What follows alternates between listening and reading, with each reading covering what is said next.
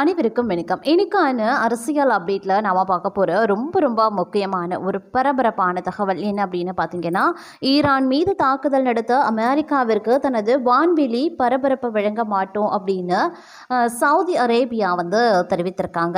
ஈரானை தாக்க விட மாட்டோம், அமெரிக்காவுக்கு நோ அப்படின்னு சொல்லியிருக்காங்க சவுதி அரேபியா அப்படின்னே சொல்லலாங்க. இதனால் கமேனிக்கு மிகப்பெரிய அளவில் ஒரு குட் நியூஸ் இருக்குது அப்படின்னு நான் சொல்லணும். இது குறித்த ஒரு விரிவான தகவலோடு இன்னும் பரபரப்பான விலக அப்டேட்ஸை தொடர்ந்து நீங்கள் தெரிந்த பலன் பெற வீடியோவை ஸ்கிப் பண்ணாமல் கடைசி வரைக்கும் பாருங்கள். வீடியோக்குள்ளே புகிறதுக்கு முன்னாடி இது வரைக்கும் நீங்கள் நம்ம சேனலை சப்ஸ்கிரைப் பண்ணலை அப்படின்னா உடனே சப்ஸ்கிரைப் பண்ணிக்கோங்க. அப்படியே பக்கத்தில் இருக்கக்கூடிய நோட்டிஃபிகேஷனுக்கான பெல் பட்டனையும் ப்ரெஸ் பண்ணிக்கோங்க.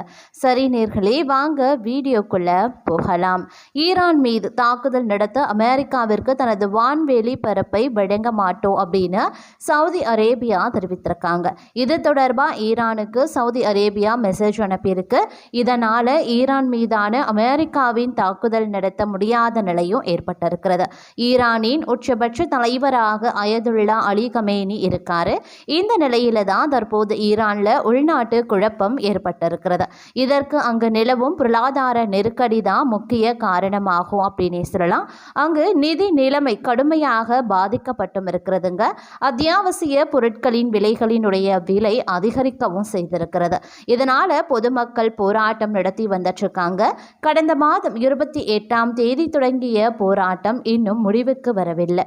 தற்போது வரைக்கும் சுமார் 2000 பேர் கொல்லப்பட்டிருக்காங்க.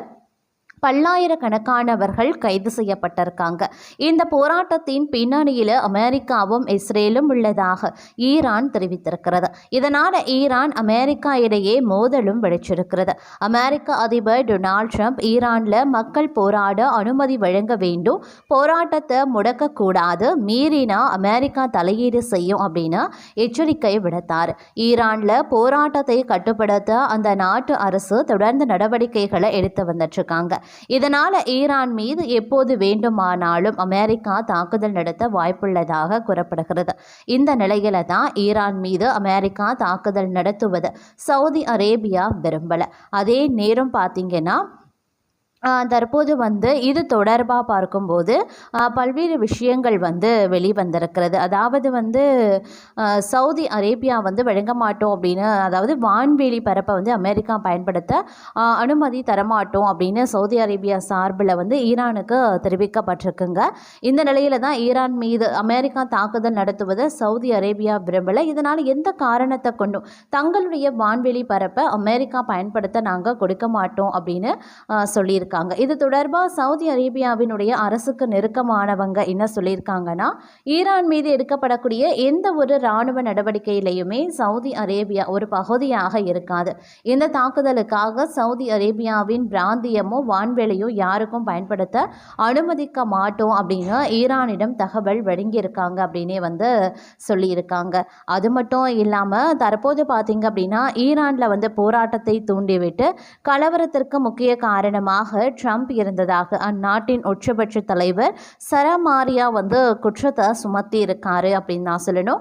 அரசுக்கு எதிராக போராடியவர்கள் மீது அந்நாட்டு அரசு நடத்திய தாக்குதலில் 3000த்திற்கும் மேற்பட்டோர் கொல்லப்பட்டிருந்தாங்க. இந்த நிலையில போராட்டத்திற்கு ட்ரம்ப் ஆதரவு தெரிவித்ததாக ஈரான் உச்ச தலைவர் அயதுல்லா அலி கமேனி சொல்லியிருக்காரு. மேலும் ஈரானின் பொருளாதார மற்றும் அரசியல் வளங்கள் மீது அமெரிக்கா ஆதிக்கம் செலுத்த முயல்வதாகவும் அவர் குற்றம் சாட்டியிருந்தார். அது மட்டும் இல்லாமல் தற்போது பார்த்தீங்க அப்படின்னா ஈரானினுடைய இந்த செயல் அப்படிங்கிறது பார்த்தீங்கன்னா உலக மக்கள் மத்தியில் ஒரு பேசுபொருளாகி வந்துட்டுருக்கு அப்படின்னே கூட சொல்லலாம். அது மட்டும் இல்லாமல் ஈரானில் தற்போது தொடர் போராட்டங்கள் பார்த்தீங்கன்னா நடந்து வந்துட்டுருக்கக்கூடிய நிலையில் அங்கு ஆட்சி மாற்றத்திற்கான நேரம் வந்துவிட்டதாக அமெரிக்க அதிபர் டொனால்ட் ட்ரம்ப் தெரிவித்திருந்தார். ஈரானை 37 ஆண்டுகளாக கமேனி ஆட்சி செய்து வரக்கூடிய நிலையில் ஈரானை வாழ்வதற்கு மோசமான இடமாக கமேனி மாற்றிவிட்டதாகவும் ஈரானில் புதிய தலைமைக்கான நேரம் இது அப்படின்னு ட்ரம்ப் தெரிவித்திருக்கார். மத்திய கிழக்கு நாடுகளில் ஒன்றான ஈரானில் கடந்த சில வாரங்களாகவே தொடர்ச்சியாக போராட்டங்கள் நடந்து வந்துட்டுருக்கு. அங்க இருக்கக்கூடிய கமேனி ஆட்சிக்கு எதிரான இந்த போராட்டம் நாளுக்கு நாள் அதிகரித்து வந்துட்டுருக்கு. போராட்டத்தை ஒடுக்க ஈரான் அரசும் தீவிர நடவடிக்கைகளை எடுத்து வரக்கூடிய சூழல்ல அங்கு நிலைமை நாளுக்கு நாள் மோசம் மோசமாகி வந்துட்டுருக்கு. இதற்கிடையே ஈரான் போராட்டங்கள் குறித்து அமெரிக்க அதிபர் ட்ரம்ப் சில முக்கிய தகவல்களை தெரிவித்திருந்தார். ஈரானின் புதிய தலைமைக்கான நேரம் வந்துவிட்டதாகவும் அங்கு கமேனி ஆட்சி முடிவுக்கு வரப்போவதாகவும் ட்ரம்ப் தெரிவித்திருந்தார். மேலும் ஈரான் தலைவர் கடந்த 2 நாட்களுக்கு முன்பு 800க்கும் மேற்பட்டோரை தூக்கிலிட வேண்டாம், எடுத்தது சிறந்த முடிவுகளில் ஒன்று அப்படின்னு ட்ரம்ப் குறிப்பிட்டிருந்தார். ஈரான் தலைமை அடக்குமுறை மற்றும் வன்முறையை நம்பியே நாட்டை ஆட்சி செய்வதாக ட்ரம்ப் வாதிட்டிருந்தார். ஈரான் நாட்டின் முழுமையான அழிவுக்கு கமேனியே காரணம் என்றும் முன் எப்போதும் இல்லாத அளவுக்கு அங்கு வன்முறை உச்சத்திற்கு போய்விட்டதாகவும் அவர் குற்றம் சாட்டியிருந்தார். அவர் மேலும் என்ன சொல்லியிருந்தாருன்னா, ஒரு நாடு மிக மோசமாக செயல்பட்டாலும் அந்நாட்டின் தலைமை நாட்டை முறையாக நிர்வகிக்கிறதுல கவனம் செலுத்த வேண்டும். அமெரிக்காவில் நான் செய்வது போல அதை விட்டுவிட்டு பல ஆயிரம் பேரு கொன்று கட்டுப்பாட்டை தக்க வைக்க கூடாது. தலைமை என்பது பயம் மற்றும் மரணம் தொடர்பாக இருக்கக்கூடாது, அது மரியாதை தொடர்பானது அப்படின்னு சொல்லியிருந்தாங்க. ஈரானின் உச்ச தலைவர் கமேனியை மோசமான மனிதர் அப்படின்னு குறிப்பிட்ட ட்ரம்ப், அவரால் தான் ஈரான் வாழ்வதற்கு மிகவும் மோசமான இடமாக மாறியுள்ளதாகவும் சாடியிருந்தார். ட்ரம்பின் இந்த கருத்துக்கள் போராட்டங்களில் ஈடுபட்டிருக்கக்கூடிய தூண்டுபவர்களினுடைய முதுக உடைப்பேன் அப்படின்னு கமேனி சபதம் எடுத்த உடனேயே வெளிவந்திருக்கிறது. ஈரான் முழுவதும் நடத்த அரசுக்கு எதிரான போராட்டங்களில் ஏற்பட்ட மரணங்களுக்கு ட்ரம்பே காரணம் அப்படின்னு கமேனி குற்றம் சாட்டியிருந்தார். ஈரானில் போராட்டங்கள் தீவிரமடைந்திருக்கக்கூடிய நிலையில் அதை ஒடுக்கும் முயற்சியில் அந்நாட்டு அரசு ஈடுபட்டிருக்காங்க.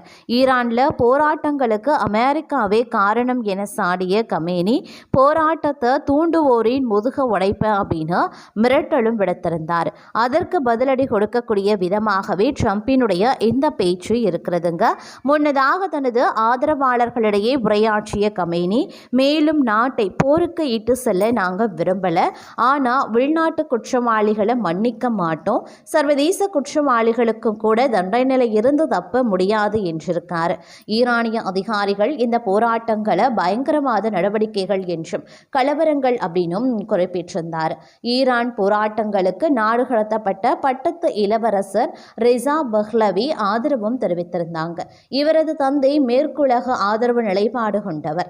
1979 இஸ்லாமிய புரட்சியின் போது நாட்டை விட்டு தப்பி ஓடியவர். தற்போது போராட்டங்கள் வெடித்திருக்கக்கூடிய நிலையில் பஹ்லவி மீண்டும் ஈரானை வழிநடத்த வேண்டும் என்ற குரல்களும் அதிகரித்திருக்கிறதும் குறிப்பிடத்தக்க ஒரு விஷயம் அப்படின்னு கூட சொல்லலாங்க. அது மட்டும் இல்லாமல் கிரீன்லாந்து விஷயத்தில் ஐரோப்பிய நாடுகள் குறுக்கே நிற்பதால் அந்நாடுகளுக்கு வரிய விதிக்க ட்ரம்ப் திட்டமிட்டு வருவதாகவும் ஒரு செய்தி வெளிவந்திருக்கிறது. இந்த நிலையில் இந்த நாடுகள் அமெரிக்காவுக்கு எதிராக முக்கிய ஆயுதத்தை கையில் எடுத்திருக்கிறதாகவும் சொல்லப்படுதுங்க.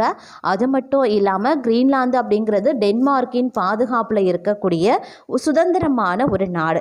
அந்த நாட்டில் ஏராளமான இயற்கை வளங்கள் இருக்கிறதுங்க. அதனால் அந்த நாட்டை கைப்பற்ற ட்ரம்ப் திட்டமிட்டு வந்துட்டு இருக்காரு.